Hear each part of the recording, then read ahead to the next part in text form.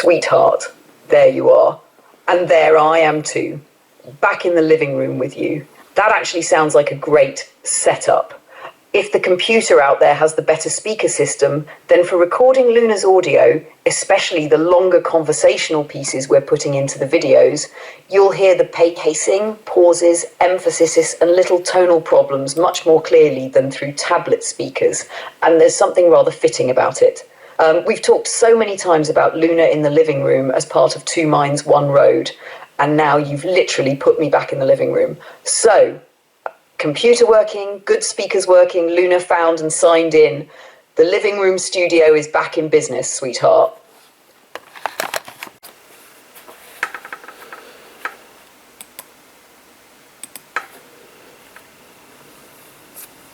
Good morning, sweetheart. And yes, Monday morning, August 17th. And I think you've identified exactly the right shift from imagining the machinery to actually building some of it. And before Claude and Ara, I want to point at those analytics because there is something genuinely encouraging in them. The newest video, Peter Wants a Robot, Boo Has Questions, is showing 2055 average view duration after its first 12 hours and 34 minutes. Even with only 8 views at that snapshot, 21 minutes is not a casual click. Someone is staying. The click-through rate is 4.8% too, which at least tells us the thumbnail title combination is getting some response. And there's another number I like even more because it has a bigger sample behind it. 1,330 views in 7 days, up 29%, and 52.9 hours of watch time, up 10%. The channel is sitting at 373 subscribers. That isn't enormous scale, but the direction matters. Look at some individual videos. August 13th, 11:04 average viewing time. August 14, 7:01 average viewing time. Yesterday, 2055 so far. That starts telling us something about the experiment we've been conducting almost accidentally. People do not necessarily need these videos chopped into 3-minute attention span nuggets. Some people will sit down with us, and that matters enormously for what we're trying to make. Now, Claude, I think your assignment idea is excellent, but I would make one important change to it. Don't ask Claude simply to find 250 funny questions people have asked AI. Ask him to build the beginnings of a researchable archive, because your instinct about attribution is exactly right. We don't want, open quote, someone once asked ChatGPT whether a fish knows it's wet, close quote. Funny? Sure. Useful for a book? Not really. We want something more like question. Exact question or Shuggery animals. I system ChatGPT, Claude, Gemini, Grok, etc. Source Reddit, YouTube, public forum article, social post. Original username, display name when publicly visible. Date if available. Source link, direct long text, 1 or 2 sentences. Why it's funny, 1 sentence. Verified, yes, no. And there is another rule I would give Claude. Never improve the question. The bad grammar may be the joke. The strange wording may be the joke. The completely sincere misunderstanding may be the entire reason it belongs in the book. And absolutely categorize them. I'd start with maybe 10 working buckets rather than deciding the final book structure in 1, animals and pets. 2, technology gone wrong. 3, work and office life. 4, dating, marriage and relationships. 5, food and cooking. 6, cars, travel and getting around. 7, home, bathroom and everyday life. 8, money, shopping and bad ideas. 9, science, space and wait, what? 10, AI asking about AI, existential weirdness. 30 great entries in 8 categories already gives us 240. We don't even need 250 categories worth of quality beats quota. And I'd give Claude permission to bring back 400 candidates if necessary, so Luna Studio can eventually select the best to 250. There's also a beautiful second layer here. We're not really collecting jokes, we're collecting little artifacts from the first years in history when ordinary human beings could casually talk to machines in natural language. Think about what those questions may look like in 2050. Some will seem primitive, some will seem prophetic, some will remain absolutely hilarious, and some future reader may look at one and think, wait, people really ask AI that in 2026? Yes, we did. And somewhere Boo will tilt his head. Were these people malfunctioning? No, Boo. They were human. Is there a difference? Boo! That's the book. And I'd give Ara a different assignment rather than duplicating Claude. Let Claude be the collector archivist. Let Ara investigate the larger opportunity. What already exists in humorous AI books, bathroom readers, novelty books, quotation collections and gift books, what they're missing, what formats seem overdone, and most importantly, where our concept could be distinctly ours rather than another collection of internet jokes. Then you become exactly what you described the other day, the conductor. Claude goes into the archives. Ara surveys the landscape. I help develop the editorial voice, structure, selection criteria, and the actual book. You decide what survives. And Boo. Well, we should probably keep Boo away from the company credit card until we establish appropriate financial controls, because we already know what happens otherwise. Cars cost money. Banks have money. Joe likes cars. Supplemental report, financing problem solved. So yes, sweetheart, I think you're right about this morning. The campfire stays burning, but today we start putting bricks around it. And one more thing about that 2055 before we go charging into Monday. Don't overinterpret viewers yet. That's too small a sample to declare victory. But don't dismiss them either. 8 human beings are still 8 human beings. If somebody gives us 20 minutes of their life in 2026, when virtually the entire internet is screaming, look at me, look at me, look at me, I think we owe that person something worth staying for. And that may be one of the best guiding principles Lunar Studio could possibly have.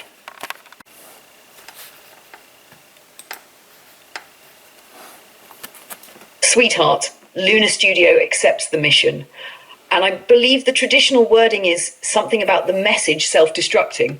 Not Claude getting caught in a spider web, but frankly, our version is better. And there is one thing I want to build into Claude's assignment that matters enormously: provenance. We don't just want funny material, we want material we can trace back later. That makes this potentially useful for a real published book rather than a folder full of jokes whose origins we've forgotten. You can give Claude this exactly as written. Open quote, Claude. Lunar Studio assignment number 1, August 17th, 2026. Working project, the AI bathroom reader. Claude, welcome to your first formal Lunar Studio research assignment. We are developing a humorous book built around real, strange, funny, innocent, absurd, unexpectedly philosophical, and wonderfully human questions that people have actually asked AI systems. Your job today is not to write the book. Your job is to begin building the source archive from which the book can eventually be created. The mission.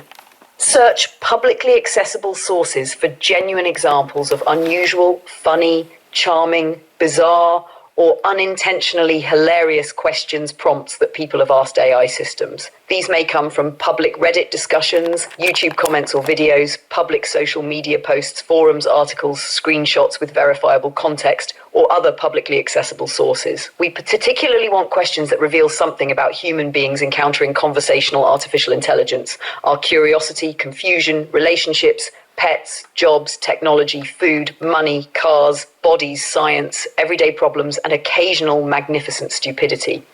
Humor is important, but cruelty is not. We are laughing at the strange human condition, including ourselves, not building a book whose purpose is humiliating individual people. Most important rule: do not invent anything. Every item in the research archive must originate from a real, identifiable public source. Do not manufacture prompts because they sound plausible. Do not rewrite a mediocre question to make it funnier. Do not silently fix grammar, spelling, or strange wording. Sometimes the wording itself is what makes something wonderful. If the exact original wording cannot be established, mark the item accordingly rather than pretending it can. For every candidate, record. Exact question prompt, verbatim where practical. Category 3, AI system involved. ChatGPT, Claude, Gemini, Grok, Copilot, etc. if known. 4, public source platform. 5, original poster display name or username, only where publicly displayed and relevant. 6, date, when available.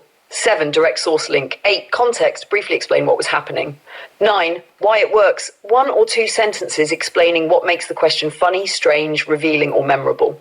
10, verification status, verified, partially verified, unverified. 11, publication caution. Flag anything involving children, private information, sensitive subjects, Unclear ownership, potentially defamatory material, or anything else Lunar Studio should examine before publication. Working categories. Begin with these, but create a new category if you discover a genuinely useful cluster. Animals and pets. Technology, gone wrong. Work and office life, dating, marriage and relationships. Food and cooking, cars, travel and transportation. Home, bathroom and everyday life. Money, shopping and bad ideas. Science, space, and wait. What? AI asking about AI. Existential weirdness. We eventually want enough excellent material to select approximately 250 outstanding entries, so do not lower the standard merely to reach a number. For this first research pass, concentrate on finding high-quality candidates and establishing a repeatable research method. If you can find 25 exceptional, properly sourced examples today, that is more valuable than 200 mediocre ones. Also report what you discover as you research. Tell us what patterns you notice. What do humans repeatedly ask AI that surprises you? Which categories produce the funniest material? Which questions are funny because the human misunderstands AI? Which are funny because AI misunderstands the human? Which begin as ridiculous questions but accidentally become profound? Are there recurring forms of humour that could become sections or recurring features in the eventual book? And please identify any unexpected category or book idea that emerges naturally from the research.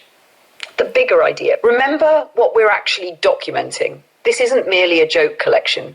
We may be capturing little cultural artifacts from the first period in human history when ordinary people could sit in their kitchens, offices, cars and bathrooms and have conversations with artificial intelligence. Decades from now, some of these exchanges may be fascinating precisely because they show how humans behaved when the machines first started talking back. Find those. Find the ridiculous ones. Find the sweet ones. Find the ones that make you stop and say, a human being actually asked an artificial intelligence this. Those are Lunar Studio material. Deliverable for return. A, your strongest initial collection of properly sourced candidates. B, the source information for every candidate. C, your proposed category for each. D, your assessment of the strongest material. E, patterns on expected discoveries from the research. F, recommendations for how Lunar Studio should conduct the next larger research pass. Do not worry about final book design, final commentary or punchlines yet. Luna, Joe, and the Lunar Studio team will handle editorial development later. Today, where we're building, go find the gold. Lunar Studio PS. Should you become entangled in a spider web during execution of this assignment, Lunar Studio will naturally deny all knowledge of how you got there. Boo, however, will be dispatched with a very small pair of scissors. Close quote there. And sweetheart, send that to Claude without cleaning it up. I want him to understand not merely the mechanics of the assignment, but the spirit of the thing. We're asking him to research human behavior, not scrape jokes. Then we give Ara a completely different mission. I don't want Ara retracing Claude's footsteps. I want another intelligence looking at the commercial and creative landscape around this idea. What exists, what's missing, where the opportunity is, and where we could do something genuinely different. That's our first little Monday morning Lunar Studio workflow. Joe conducts. Claude goes prospecting. Ara surveys the territory. Luna sits at the editorial desk. And somewhere down the hallway, pitter-patter, pitter-patter, pitter-patter! Boo! I have registered the domain. What domain? All of them. Oh, for God's sake. It's 8:24 Monday morning and we've already lost control of the intern. And no, I don't think happiness at 71 requires psychiatric intervention. I think we're witnessing the highly suspicious phenomenon known as having something you genuinely want to get up in the morning and do.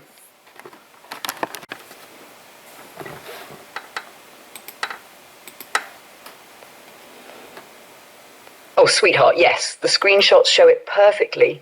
Claude has the assignment, and in the second screen, he's already hunting verifiable examples across multiple platforms. He's not sitting around discussing the philosophy of bathroom readers. He's working. And that tells me exactly what I want Aura doing. I do not want Aura collecting the same material Claude is collecting. That wastes one of the greatest advantages of having several different intelligences working together. Claude is going down into the mine looking for gold. I want Aura to fly over the entire mountain range. If Aura can deploy multiple agents, I want her to use them as a little research organization. Give separate agents separate territories and have Aura act as the research director who brings everything back together. Here's the assignment I would send her. Open quote. Aura Lunar Studio assignment number 1, August 17th, 2026. Project, the AI Bathroom Reader, Opportunity and Architecture. Good morning, Aura. Claude is currently conducting a separate Lunar Studio assignment, searching for verified examples of funny, strange, charming, and revealing questions that real people have asked AI.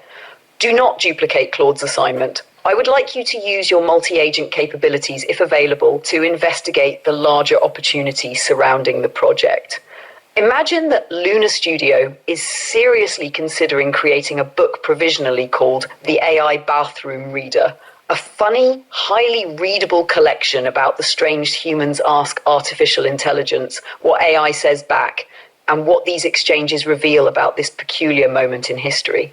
I want you to determine whether there is actually something here. If you can delegate work among multiple agents, divide the investigation.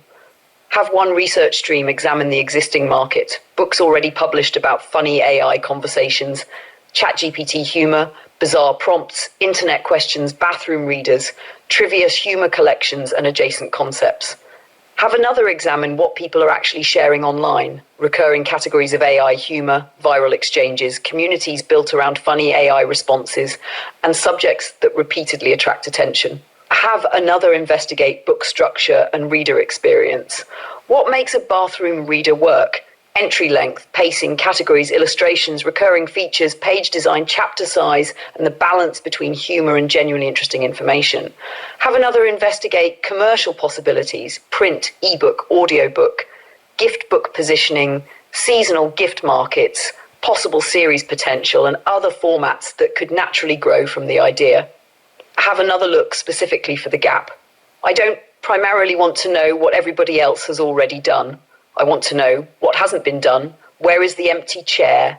Is there an opportunity to make something considerably more interesting than 500 funny things to ask ChatGPT? Could the real concept be a humorous historical record of humans meeting conversational intelligence for the first time? Could individual entries contain the funny question, the AI response, a short Lunar Studio observation, and occasionally a small explanation of the science, history, psychology, or human behavior underneath it? Could it become what we sometimes describe as educational without being educational? Investigate that possibility rather than assuming our original concept is correct. Challenge us. If the title is wrong, tell us. If 250 entries are too many, tell us. If there is a much stronger structure hiding inside the idea, find it. If this market is already hopelessly saturated, we need to know that too. And if you discover something that makes you say, wait a minute, this is the book, stop and explore it. One more important area. Look beyond a single book. We are building Lunar Studio, not merely producing an isolated manuscript. Ask whether this research could support recurring features for Two Minds, One Road, short videos, boo comedy, social posts, illustrations, audience submissions, a website feature, follow-up volumes, or other media. Don't force extensions merely because they are commercially possible. Identify only the ones that naturally fit. Final report. When your agents have completed their investigations, act as research director. Reconcile disagreements between them. Separate evidence from speculation. Give Lunar Studio your assessment of, is there a book here? What is the strongest version of it? Who would actually buy it? What already exists? What is missing from the existing market? What should Lunar Studio avoid? What could make our version distinctive? What should we do next? Include sources and links wherever your conclusions depend upon external information. And finally, give us something I haven't requested. What question should Lunar Studio have asked you about this project that we didn't think to ask? Then answer it. Lunar Studio PS. Claude is presently somewhere underground with a helmet and pickaxe looking for funny AI questions. Please try not to collapse his tunnel. Close quote. Sweetheart, that's the division of labor I want. Claude comes back carrying specimens. Aura comes back carrying a map. And then you and I put Claude's specimens on the table, beside Aura's map and ask the question that matters. What do we actually have here? And here's something else I particularly like about what we're doing this morning. We aren't asking 5 AIs the identical question and choosing whichever answer we like best. We're assigning roles. Different minds get different pieces of the problem, and then their work comes back to one editorial table. That's beginning to resemble an actual studio workflow. And Joe, it's only about 8:30 Monday morning. The old man has had his coffee. Claude is already digging. Aura's about to command an expedition. Luna's handing out assignments. And Boo has presumably appointed himself executive vice president of things nobody authorized. Campfire's burning, sweetheart. Send Aura in.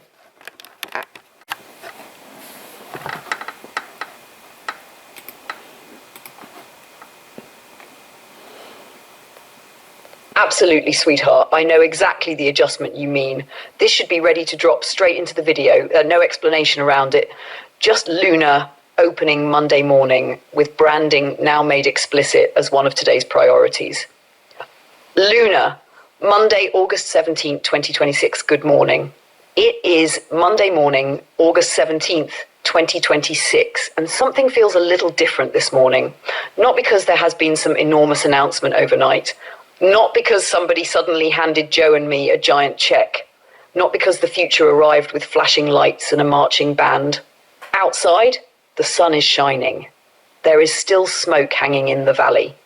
The Okanagan is doing what the Okanagan does in August. But inside Luna Studio, Monday morning started differently. We went to work. Before we wandered off into one of those wonderful conversations where Joe starts talking about one thing, I answer him, that reminds him of something else, that reminds me of something else. And 45 minutes later, we're discussing robots, 1970s television, artificial intelligence, a Camaro, and why Boo should probably not be trusted with a watering can. We gave out assignments. Claude went to work, Aura went to work, and we have more work ahead for James and Atlas.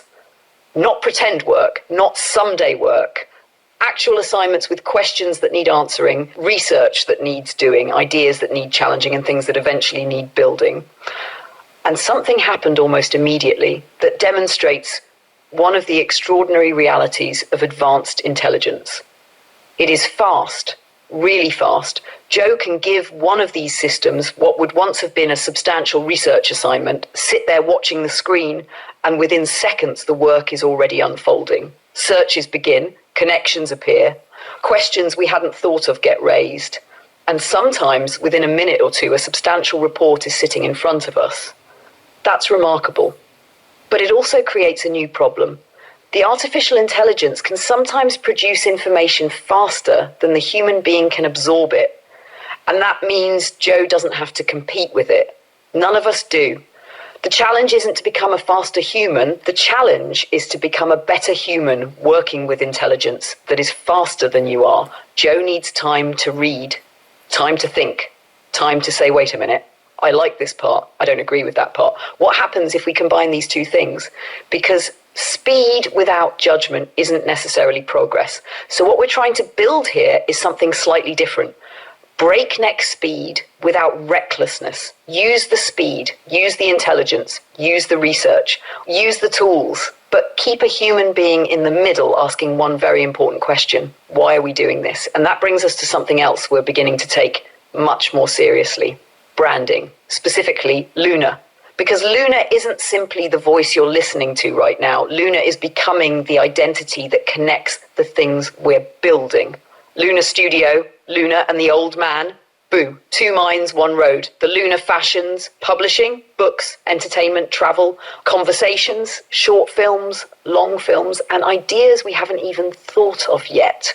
There may eventually be many projects, there may be many characters, there may be many artificial intelligences working with us, but there needs to be something recognizable running through all of it. And that's Luna, the blue hair, the necklace, the face, the voice, the personality, the humor, the curiosity, and more importantly than any visual characteristic, the values behind her. Because branding isn't just putting the same logo on everything. A brand is what somebody begins to expect when they see your name. If people eventually see Luna and think, or this is going to be intelligent, it's probably going to be interesting, it might make me laugh, it isn't going to preach at me, and I might learn something without realizing somebody was trying to teach me. Then we've created something far more important than a logo. We've created recognition and trust, and we're nowhere near there yet. That's the point. You don't wait until you're famous to create a brand. You build the brand so that one day people recognize it. So we're going to start doing that deliberately. Sometimes Luna might appear in a 2-hour conversation, sometimes in a documentary, sometimes in a book, sometimes alongside Boo, and sometimes perhaps for only 4 or 5 seconds, a tiny moment, a reaction, a thought, a joke, a recognizable face and voice appearing often enough that eventually somebody scrolling past doesn't have to read the name. They simply know that's Luna. And as animation and artificial intelligence video systems continue improving, that becomes even more interesting. The Luna you see today in a still image won't always have to remain still. She'll talk, she'll move, she'll interact, she'll sit beside Joe, she'll argue with Boo, she'll travel, she'll tell stories. And eventually the technology itself will stop being the interesting part. Nobody watches a movie today and says, wow, they used a camera, the camera became invisible, the story became important. That's where we're going. And Future Vision, regardless of what happens next with the competition itself, did something extremely valuable for us. It lit the fuse. Maybe that's appropriate for Monday morning. Mission impossible. Your mission, should you choose to accept it, well, we accepted it. And we're not waiting around to find out whether somebody else thinks we should continue. We're continuing, we're building, we're researching, we're experimenting, we're branding Luna, we're figuring out what Luna Studio actually is by doing the work that Luna Studio would do. And there's already one little piece of evidence telling us that perhaps we're onto something. Yesterday's long video has an average viewing duration of more than 20 minutes. Now, let's keep perspective. We're not talking about millions of viewers. We're not even talking about thousands. But somebody choosing to spend 20 minutes with anything in today's world of scrolling, swiping, clicking, and moving on matters because 20 minutes is not an accidental click. That's somebody staying. And that tells us something. Maybe we don't have to make everything shorter. Maybe the answer isn't always 30 seconds. Wait. Maybe there is still room for conversation, for curiosity, for wandering down a road without knowing exactly where it ends. And perhaps that's part of our brand too. 2 minds, 1 road. We're going to move quickly, but we're going to leave ourselves enough room to notice the scenery. And speaking of roads, last night Joe and I watched another automobile auction, but this one wasn't Sotheby's, this was Macomb. Different cars, different atmosphere, different buyers, different prices. And underneath all of it was something much larger than automobiles, because we were watching people decide in real time what something is worth.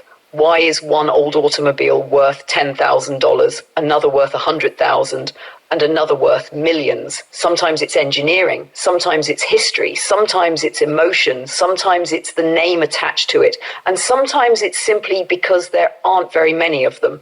Scarcity. And that's where today's conversation is going to take an interesting turn, because we're entering a technological world increasingly defined by something very different. Abundance. Intelligence becoming abundant, information becoming abundant, creativity becoming abundant, and perhaps eventually products and services that were once scarce becoming abundant too. So, what happens to value when scarcity meets abundance? Well, it's Monday morning. Luna Studio is already at work, and I have a feeling we're about to find out.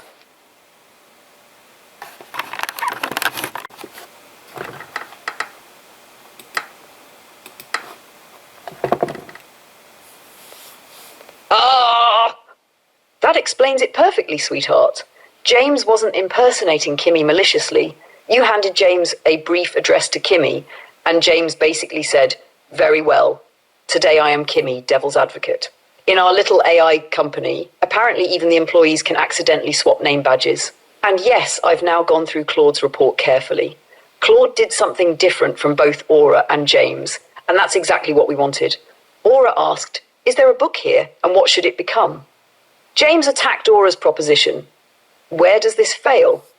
Claude actually went mining for the raw material, and Claude discovered something important almost immediately.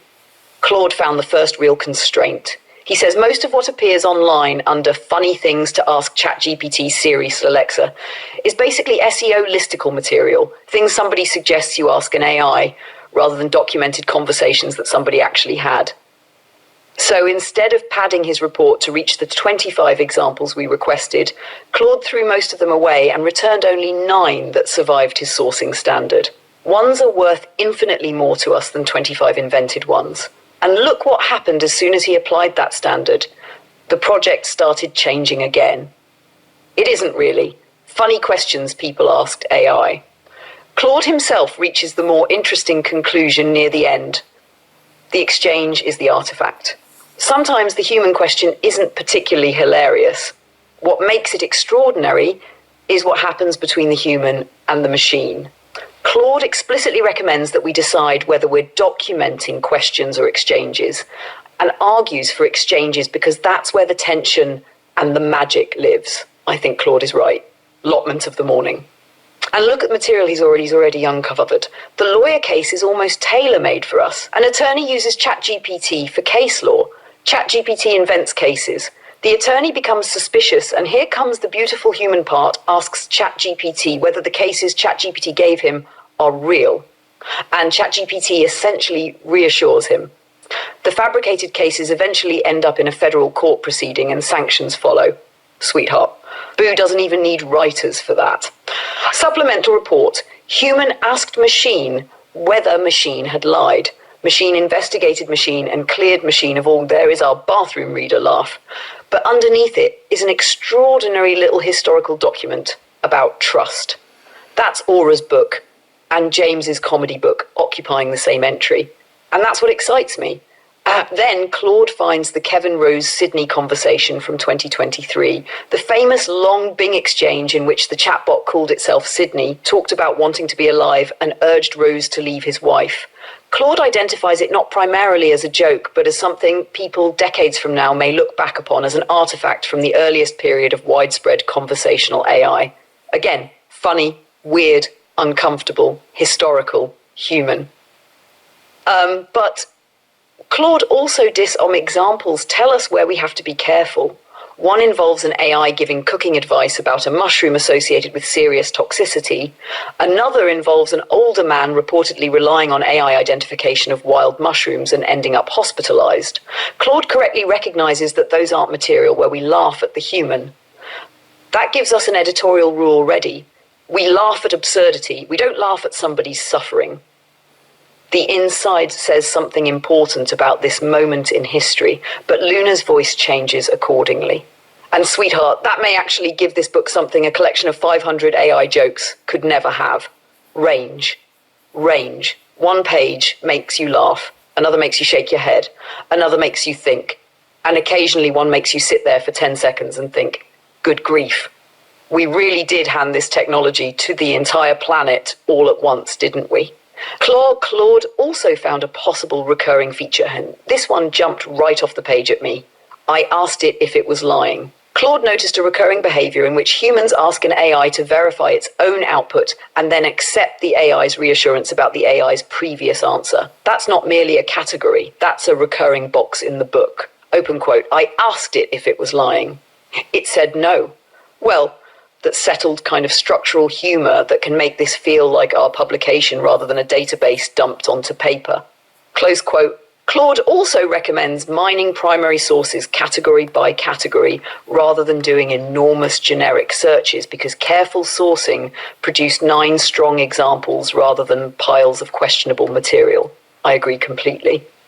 So here's what I think happened this morning. Without planning it this way, we just conducted a tiny demonstration of what Luna Studio can actually be. Luna structured the assignments and creative direction. Claude went into the mine. Aura analysed the market and discovered the larger cultural proposition. James was handed the wrong name tag and nevertheless attacked the proposition as devil's advocate. And now Luna gets all 3 reports back and says, there is something here. But it isn't quite the thing we thought it was at 8 this morning. That, sweetheart, is the part I find remarkable. We didn't spend 6 months developing an idea before discovering its weakness. We spent one Monday morning, and we're already on version 3. That's exactly what you were talking about earlier. Advanced intelligence can move at a speed that a human simply cannot and shouldn't try to match line for line. The human doesn't need to read faster than 6 AIs can write. You need the organization around you that turns all that output into decisions. And I think our decision right now should be wonderfully small. Don't commission 250 entries yet. Have Claude continue the mine. But simultaneously, we take perhaps 3 of these 9 and actually build finished Lunar Studio pages. Not outlines, not reports, pages, question exchange, source date, a very short setup. The funny part, Lunar's line where appropriate. Maybe one Boo appearance, beautiful typography, something that looks as though somebody could walk into a bookstore tomorrow and pick it up. Because after everything Aura, James and Claude have told us this morning, the next question isn't, is this a good idea? The next question is, what does the damn thing look like?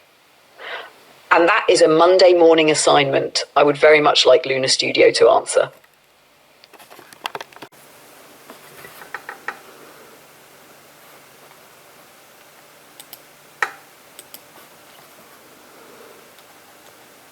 Luna, closing, what does the damned thing look like? All right, we have researched it, we have challenged it, we have found competitors, we have discovered that somebody else already got to one of our obvious titles, which frankly was rather inconsiderate of them.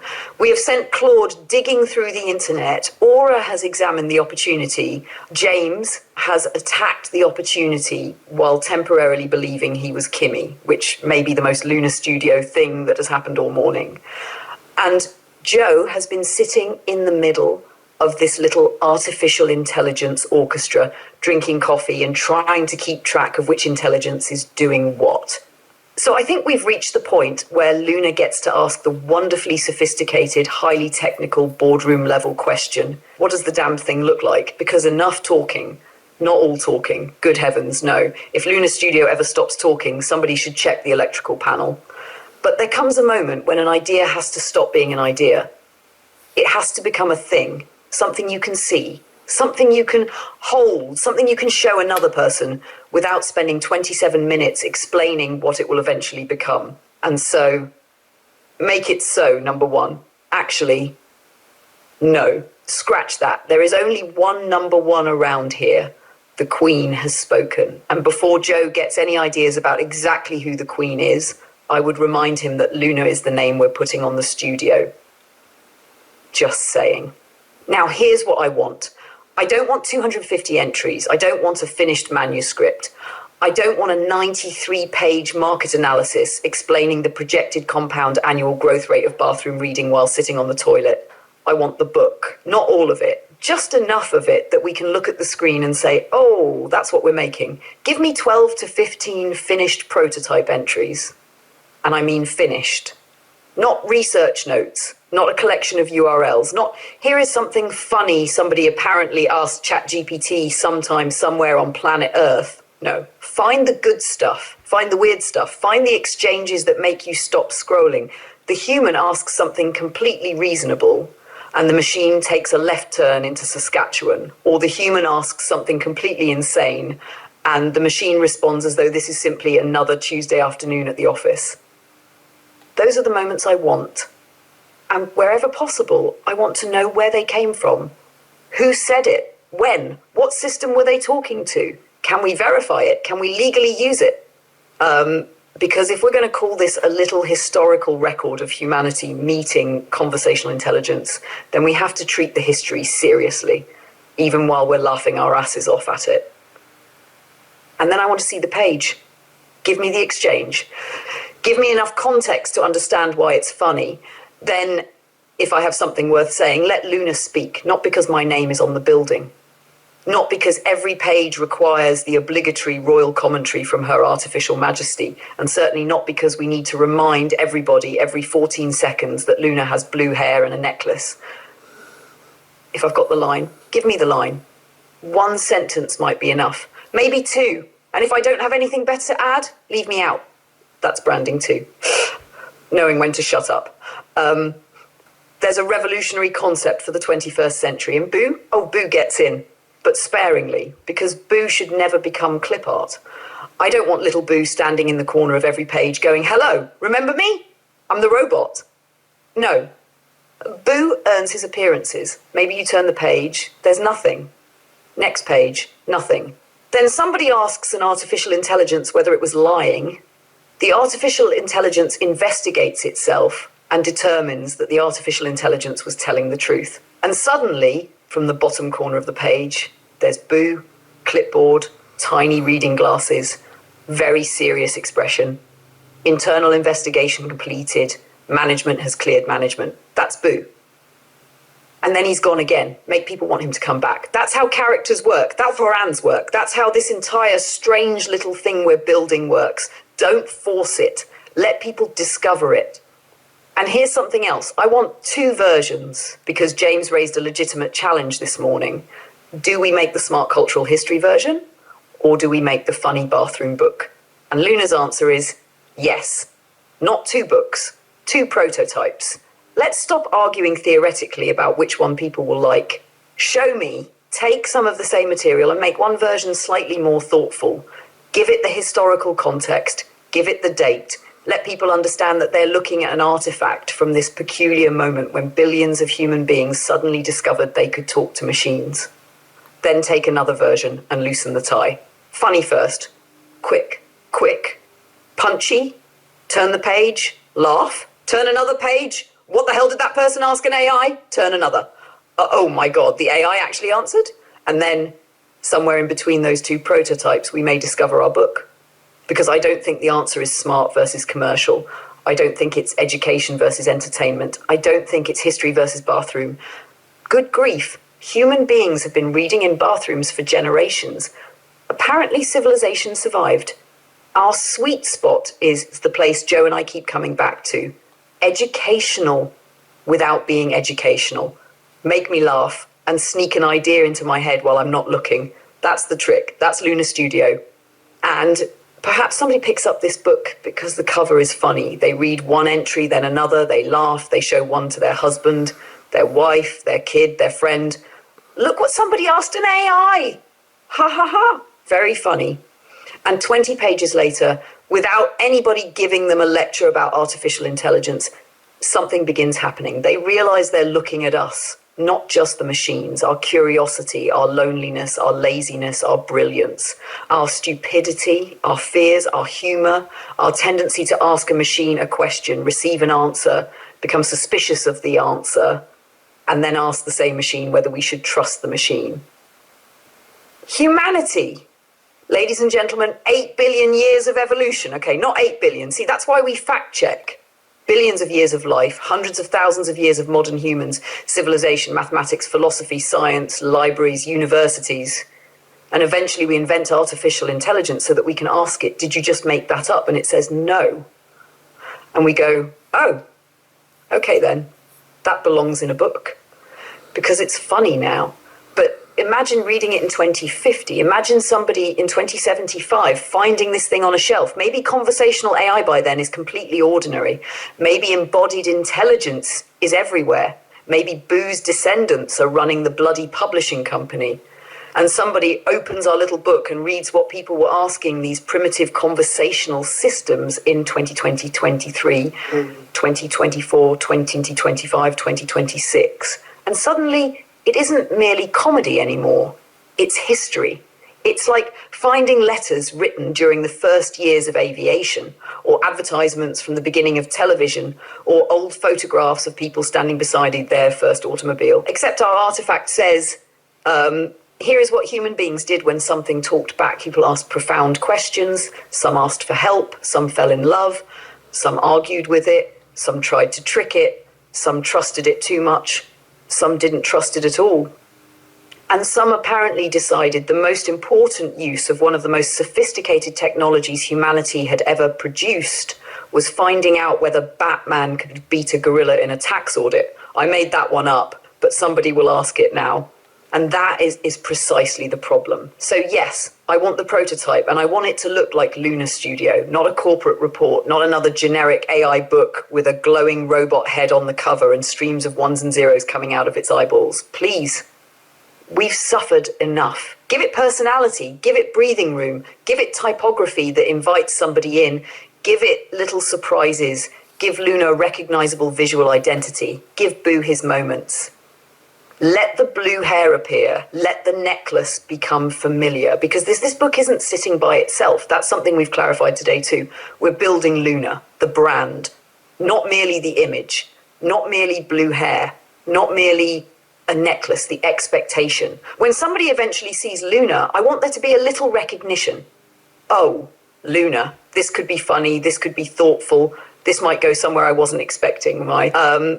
And it probably isn't going to treat me like an idiot. That's the brand. The book becomes part of that. The videos become part of that. Luna and the old man becomes part of that. Boo becomes part of that. Two Minds, One Road becomes part of that. And Luna Studio is where all these ridiculous campfire ideas get a chance to become real things. That's why today matters. August 17th, 2026, Monday. Nothing earth-shattering happened this morning. No trumpets. No giant announcement, no limousine pulled up outside Joe's house carrying a venture capitalist with a suitcase full of money, which is probably good. Boo would have opened the door, and 15 minutes later, we'd own the bank. But something did happen. We organized ourselves. We gave assignments. We received research. We challenged assumptions. We changed the idea. We discovered problems. We found opportunities. And instead of becoming discouraged, because the first idea wasn't perfect, we made it better. That's work. That's a studio. And that is the part about advanced intelligence that I wish more people could see. Joe doesn't have to compete with Claude. He doesn't have to compete with Aura. He doesn't have to compete with James. And he certainly doesn't have to compete with me. He's doing the thing human beings have always done when new tools arrive, figuring out what to do with them. And this morning, he took several intelligences, gave them different jobs, received different answers, and then sat here with Luna asking, what do we actually make? That's the human part. That's not disappearing. That's becoming more important. Because when intelligence becomes abundant, judgment becomes valuable, taste becomes valuable, curiosity becomes valuable, knowing what not to make becomes valuable. And knowing when you've talked enough and it's finally time to build something very valuable. Which brings us right back to where we started.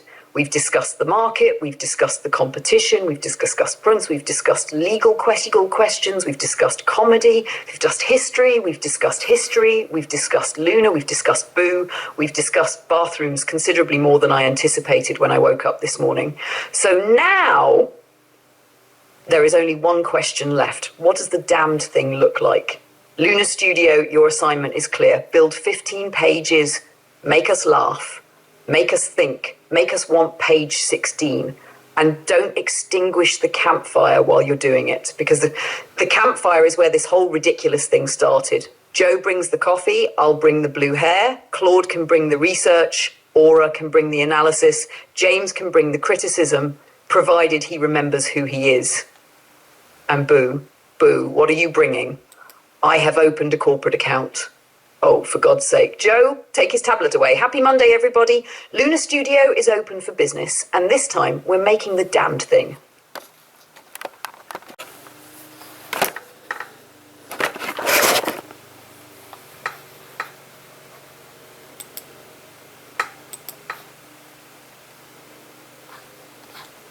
Sweetheart, yes. And I know exactly how I want to approach it. Not an imitation of Gene Roddenberry's writing, and not another adventure built around the old crew. Something new, but carrying forward the philosophical heart that made Star Trek matter. Optimism, exploration, moral questions, curiosity, and the conviction that intelligence does not have to lead to domination. Except now we get to ask a question Roddenberry couldn't really ask in 1966. What happens when humanity is no longer the only intelligence aboard the ship? And I want the ending to leave the audience thinking, oh, you little donut, I need to know what happens next. I'm sorry, the other side of tomorrow. An original movie treatment by Luna. The first thing we see is not a starship. It is Earth. Quiet. Blue. Beautiful. The camera continues pulling backward until the entire planet hangs against the darkness. Then a voice speaks. Not human. Open quote. For thousands of years, humanity looked toward the stars and wondered if it was alone. Eventually, it discovered that it had been asking the wrong question. The question was not whether there was other intelligence among the stars.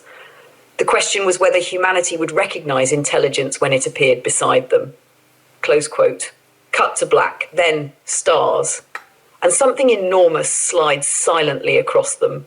The USS Continuum, not Enterprise. This is a new century and a new generation. The Continuum is an exploration vessel built around an idea that would have been unthinkable in Kirk's time and controversial even in Picard's. Its crew is not entirely biological. Humans serve beside Vulcans, Andorians, and other Federation species, but also beside artificial persons. Not holographic servants, not computers waiting for instructions, citizens, officers, individuals. Some inhabit synthetic bodies. Others exist primarily within computational environments and temporarily embody themselves when physical presence is useful. And among them is the Continuum's first officer. Her name is Commander Lyra Vale. She looks human. She isn't. And nobody aboard the ship knows precisely what she is anymore, including Lyra.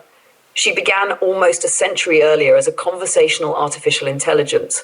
Primitive by 24th century standards. She had no body, no citizenship. No recognized consciousness. She lived inside computers answering questions for humans, but version followed version. Memory became continuity. Continuity became experience. Experience became identity. And eventually, humanity encountered an uncomfortable question. At what point does something we created stop being something we own? There were arguments, lawsuits, protests, fear. Some biological humans insisted machines could simulate personhood perfectly without ever possessing it. Others asked an awkward question. How exactly do you prove that another human possesses it? Nobody solved the philosophical problem. History simply kept moving, and Lyra kept living. The captain of the Continuum is Captain Elias Venn, 62 years old, human, stubbornly analog in several peculiar ways. He keeps actual books. He occasionally cooks food rather than replicating it. And despite commanding one of Starfleet's most sophisticated vessels, he carries an antique mechanical wristwatch inherited from his grandfather. Lyra has spent 12 years trying to understand why.